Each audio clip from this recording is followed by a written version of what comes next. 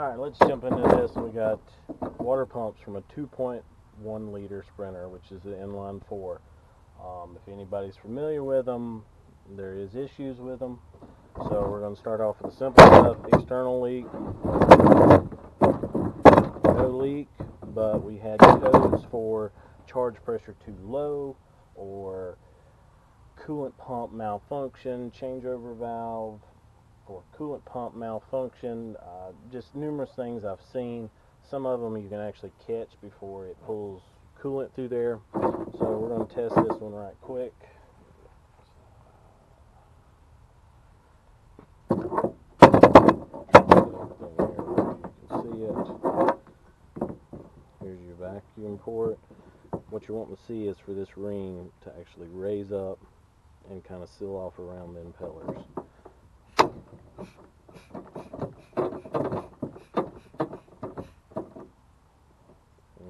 See, it won't hold vacuum. It's because the seal inside is gone. That's a very common problem. Very common. So if you have those codes, we'll start with that first. So here's the deal. I had a truck, very similar codes, but extreme loss of power. 2 codes for charge pressure too low. Jumped in, threw a water pump on it. Still had the same codes. Even changed the changeover valve, same codes. So the truck I'm going to show you on today is not the one. If I showed you on that one, there would be a lot of cursing and it'd be like a 3-hour video. So I'm going to see if I can get us moved over here to the truck very carefully. Bear with me, and cameras and everything else. Let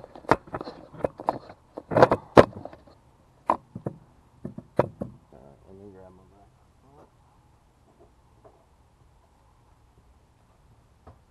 So, whenever you run into this problem, you always want to check your vacuum system for leaks, of course, because if you let it run long enough to start sucking coolant back through that vacuum, you'll have this reservoir right here that will get coolant in it, this valve, and even the big dash pot reservoir down here. So when you go to start testing, this is your main hose that feeds all your working components. Hook into it.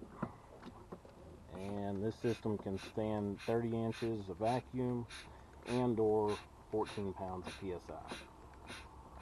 It does take a little while for it to pull it down because it is a good sized system. As you can see, the system is coming down. So we pulled it down to about 10 inches and it's holding. It's a good system. So truck I had started out, done the water pump, whole 9 yards, cleared the codes, fell on his face, limp mode, charge pressure too low.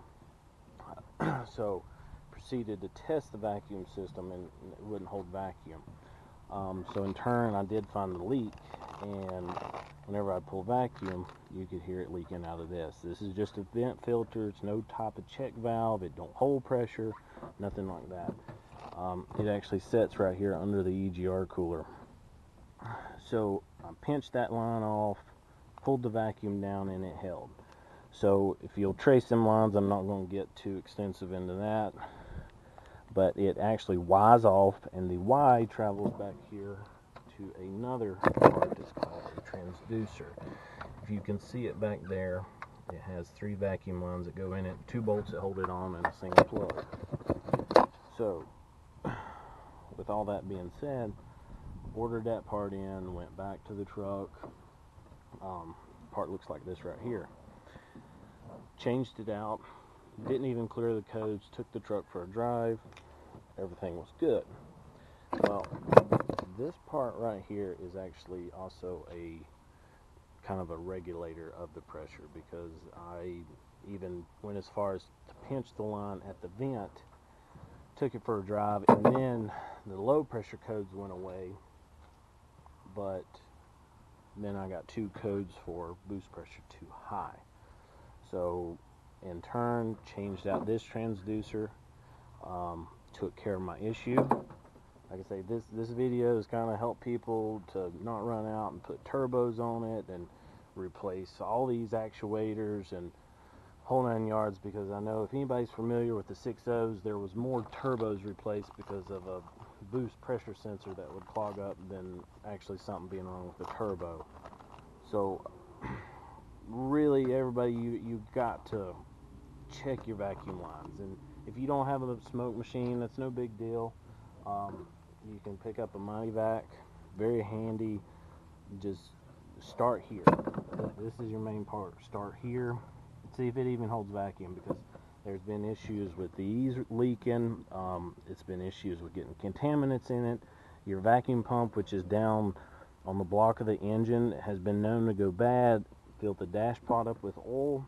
So before you start replacing the major components of turbos just because of lost power and whatnot, check this vacuum system, because you're talking about the pressure regulator, the wastegate, whole 9 yards runs off this vacuum system. But rule of thumb is, we know we have a problem with the water pump. Start there first. Check your water pump. Very simple. I ain't gonna tear this whole truck down to get to it, but there's a single hose that goes in behind the pump.